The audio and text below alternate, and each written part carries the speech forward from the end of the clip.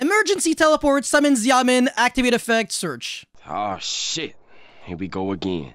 So in case you didn't know already, the Punk engine is quite remarkable because it allows you to achieve so much with only one card, as well as a discard, and it's also a very small engine consisting of only maybe 6-7 cards, so 1 copy of Deer Node, 1 copy of Foxy Tune, that's the bare minimum, and then 1 to 2 copies of Xiamin, as well as 3 copies of Emergency Teleport, and if you really want to, you can also play 1 or 2 copies of Ogre Dance and 1 copy of Sharakusai with a Fusion Monster. Of course, you really want to play Emergency Teleport because it's always better than drawing Xiamin, because it summons the Xiamin from your deck, and it's not once per turn, and it really is important with cards like Rite of Aramesia that prevents you from using the effect of your normal summon monsters.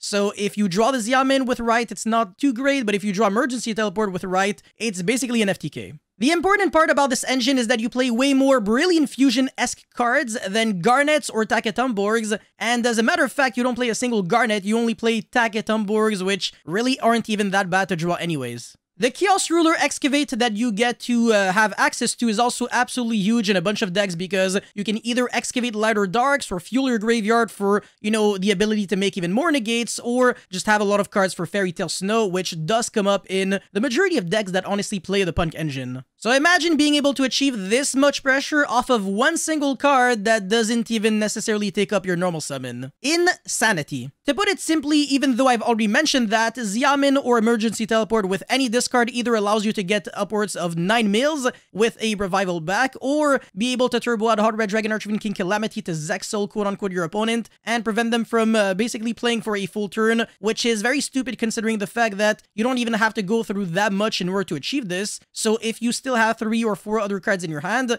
you can still do a lot even if you get Nibiru'd. My issue with this package is that it's so insanely good that if you can't afford to play it, you absolutely have to because it achieves just way too much on its own. I mean, it's a 1-card OTK, what else would you ask for? And you really can't say that limiting the Punk monsters does anything because you can afford to play only 1 Deer Node, 1 Foxy Tune, and 1 Xiamin, and that's all good in the hood. And limiting Emergency Teleport sounds a little counterintuitive because Konami took so long to unlimit the card completely, it would make no sense to go backwards actually. My prediction is that either a Punk monster, any of them, could get banned completely, or Emergency Teleport could get limited, or even Needle Fiber could get banned, which would make it so that the Punk engine will be able to do less degenerate things. Also, if you ban Side, that's also collateral damage, but it still won't change the fact that you could still have access to Kiosk Ruler and Zombie Vampire and still do a lot of things with only 1 single card. So yeah, I guess the best solution would be to ban a Punk monster. Either Deer Node, Foxy Tune, or Xiamin really doesn't change that much because all 3 are needed if you want to do the full thing. Otherwise, you're gonna have to commit to a bunch of bad cards, quote-unquote. Now, I guess you could also argue that Kiosk Ruler could get banned because the card is really good and always played in basically any Chaos deck, but honestly, I seriously doubt it as well. And the Punk engine is also the kind of package that will always age very, very well over time because obviously a lot of decks will always utilize the graveyard, and the best decks historically in Yu-Gi-Oh! Have always been